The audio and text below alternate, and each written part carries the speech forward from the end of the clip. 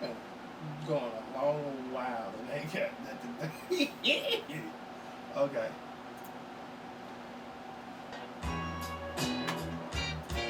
I don't know how loud that is in the microphones, but I don't know.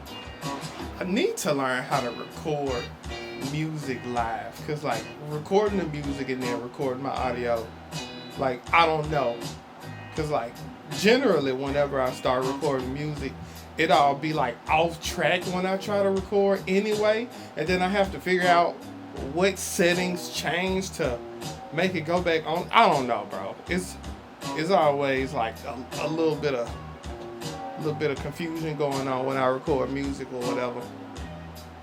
This is the track I'm doing my intro to. I don't know what it's called yet. I don't. Do I want to call it intro? Do other niggas call it the intro? Let's see. Let's see what other niggas call they track one of their projects. What was the last album I down? I ain't listened to a full album in a long time, bro. That nigga Kenny Mason dropped. Show album. His track one is called Jumping In. Okay, so name it.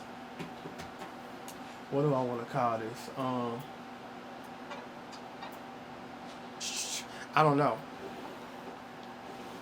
Like the title of my album been kind of like wish-washing around for a while now, and I haven't been able to like just pick a title and stay on it for a minute. Yeah, I haven't been able to pick a title and stay on it since I decided that I was gonna do an album in the first place. It's been flip flopping between like a few different things, because in general I had told myself I wasn't gonna make no more sad music because shit made me cry, but the album is sad because how can I phrase it? I want to say because my life has been sad the last 10 years, but not really, because I'm extremely fortunate, extremely blessed. I don't know, but the title of the album, it went from I labeled my playlist what I was gonna call the album when I first thought about naming it. Initially, it was going to be this, a life inspired by, and then because like most, I write my music to be timeless, because all of the music that inspires me is timeless. I like music that doesn't get old. Like, granted, I still like newer music too. Like, the trashier the better. Like, I used to love Lil B the Bass God, like Swag Like Jesus, but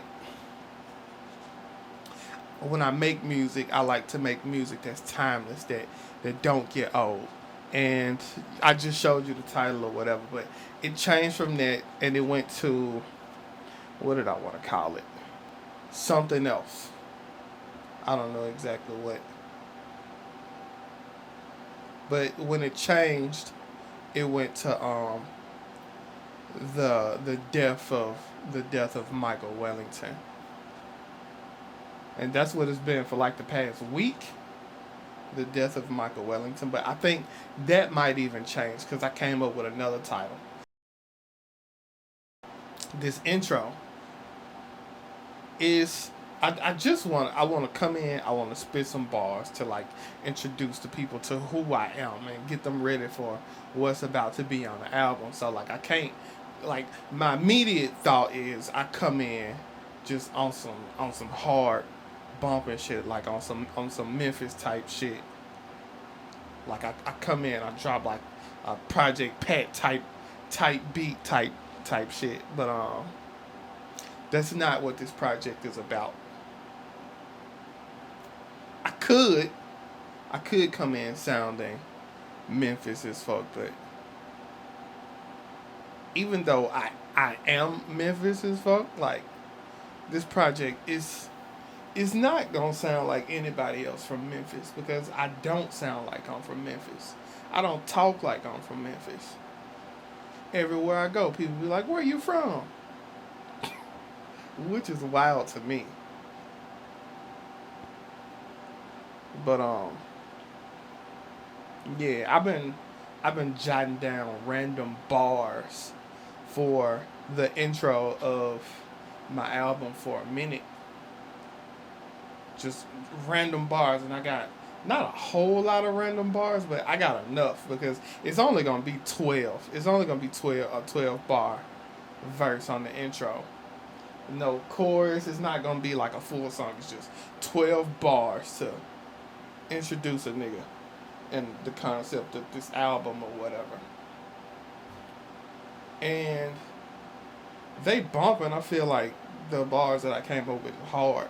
I still ain't came up with the first line though, cause the first line is always difficult, cause people don't realize your first line, like, it set the tone for everything else you say. So if your first line come in trash, it's very likely that the rest of your verse is gonna be trash too. This intro for this album, I wanted to not only encapsulate who I am as a person, but where I'm from. Cause like the perspective of Memphis as a whole when it comes to music has been seen through one kind of lens. Like the whole time I've been alive, like the whole time I've been alive, 34 years. All the music that anybody hears from Memphis has been captured through one type of lens, and everybody else, and it's quite a few people from here that's like got bars, like cold artists that's not making it out the city because the majority of the people here that make music can't read. They can't read. They pronounce things terribly. And when you the type of artist here who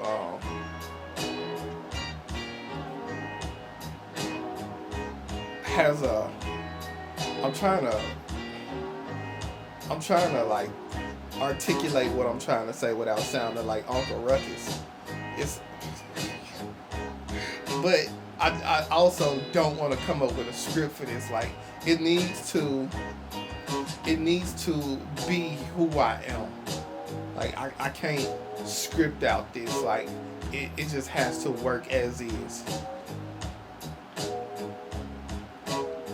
But yeah, this track has to encapsulate who I am and where I'm from. And it's so much that I want to say. It's so much that I want to say on this track. And I only got 12 bars to do it.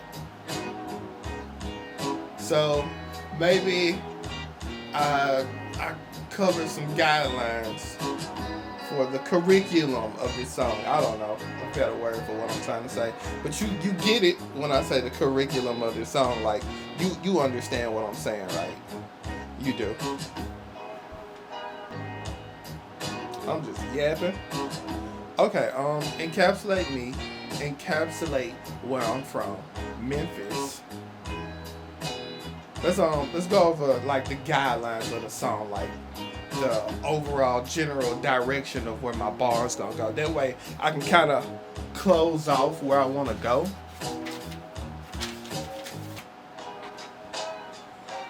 Okay, general parameters. Things that happened in the city that everybody know.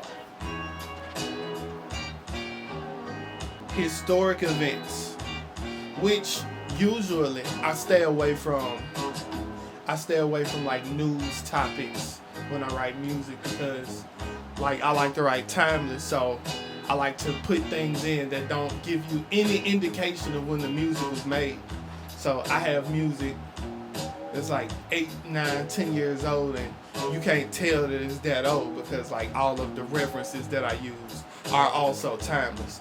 But we making a project, historic events, whether past or present or future.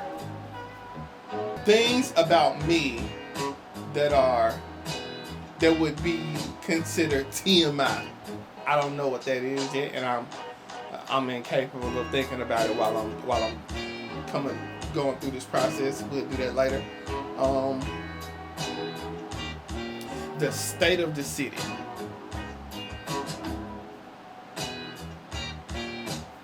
And that could encapsulate the people, the economy, like the whole city, like just you get what I'm saying. You might get what you understand. you we're cooking with oil.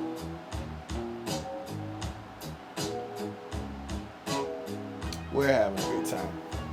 Hopes, my hopes and dreams.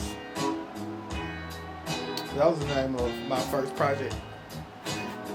We're going to cover historic events, too much information, which would be something personal about myself or my family or something that I went through.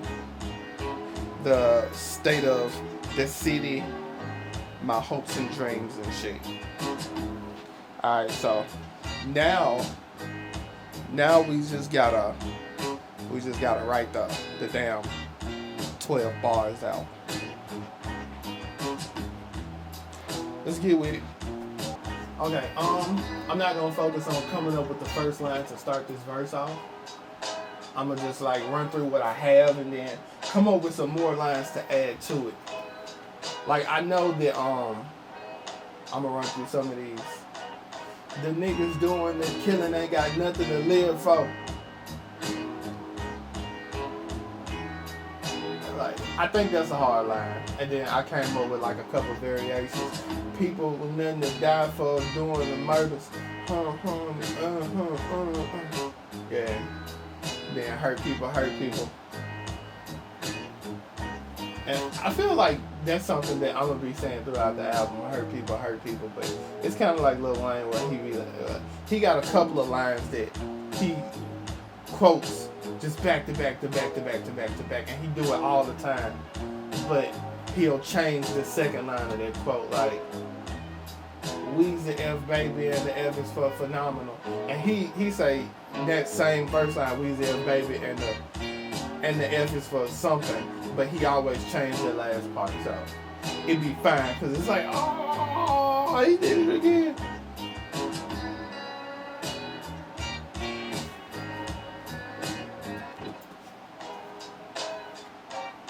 But hurt people, it's a Spider-Man meme. I don't know how I'm going to say it yet, but it's a hard line. Hurt people, yeah, it's a Spider-Man meme. It's gonna be hard when I put it in there.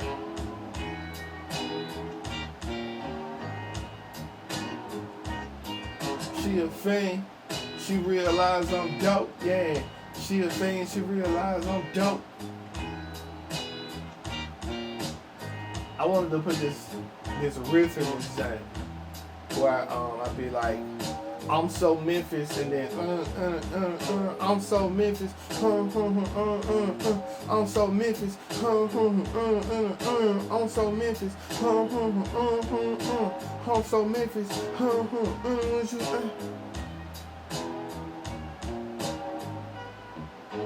I might put that in there. I want to put that in there. I'm probably going to put that in there. I can use it to take up space, at least for 4 bars. Brokenness, see the sadness in their eyes.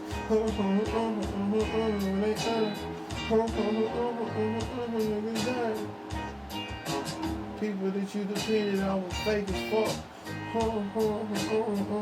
I want to touch on that one nigga that did that mass murder in Memphis. I forget what his nickname was, but I was looking that nigga up a couple days ago to put him in this verse. That nigga named Ezekiel some shit. I don't remember the last name. I couldn't find his Facebook page. I'm sure I could like hit up one of my nosy friends and they might be able to remember what it was. It's something, I think it's something Honcho on Facebook because I remember I had found it the day of the event, but I don't know, bro. Because he was posting some sad shit that day and like the day before and shit. And I remember like around about what my thoughts were to the sad shit he was posting. And I could put my responses in this verse. How to relate that the nigga that did the thing to nihilism, because that's what it was. Nigga had a hole in his spirit and he filled that hole with drugs and the people that he surrounded himself with. When the people failed him, of course the drugs themselves aren't enough and it pushed him to a state of nihilism, and then you know what happened next. Friday Night Lights J. Cole is the hardest J. Cole. And I don't think he'll ever be Friday Night Lights good ever again. People will say J. Cole one of the GOATs. And honestly, it's not a lot of rappers that's as good as he is. But I wouldn't say he one of the GOATs. I don't think he good enough. And somebody would hear that and go, who is good enough? Who is good enough? I don't think Kendrick one of the GOATs either, bro.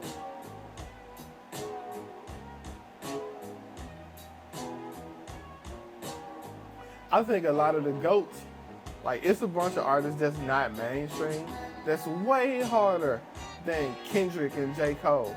Like I think Kendrick and J. Cole, like don't get me wrong, they good. I understand that they are good. I understand why they good. I like some of their music. But I don't think they good enough to be called like the greatest of all time. No. How many hood heroes and died in the city they live? Got their life taken in the town when they wanted to kill. That's so hard, bro. That nigga Kenny Mason hard, bro. That nigga so bumping, bro.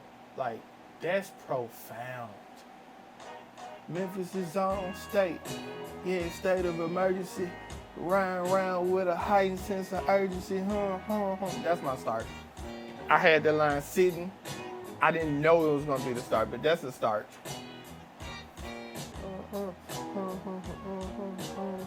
Round hot with a heightened sense of urgency. Round hot with a heightened sense of urgency, yeah. Alright, that's 4 of the 12. I think those 4 can flow into themselves. State of emergency. Round strapped with a heightened sense of urgency. Get the violating. They sleeping on me while they wake. I annihilate them. How many hood heroes died in the city they live? Like taking in the time when they wanted to give.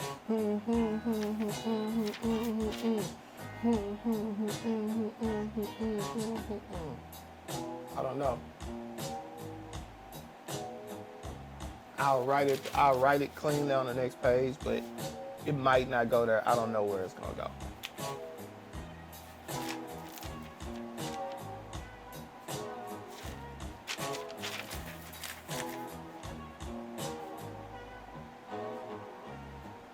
When the stranger get the violating.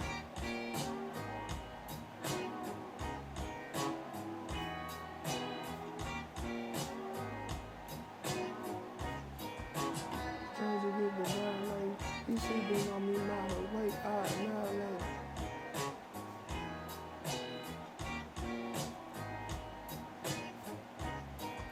When the stranger get the violate, he sleeping on me while wake up, annihilate.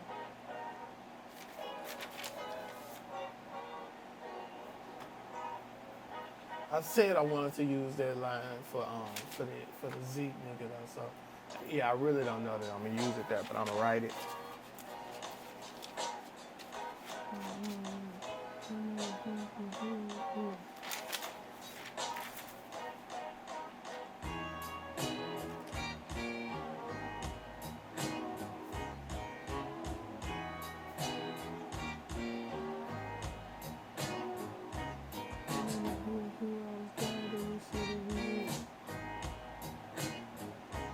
How many hood heroes done died in this city we in?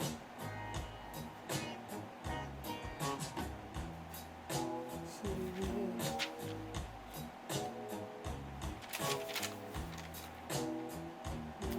Yeah. Lives taken in a time when they wanted to give. Taken in a time when they taken in a time when they wanted to give. Lives taken in a time when they wanted to give. Lives taken in a time when they wanted to give. That's hard. That's 6 bars. So once I figure out how all of that's gonna fit together,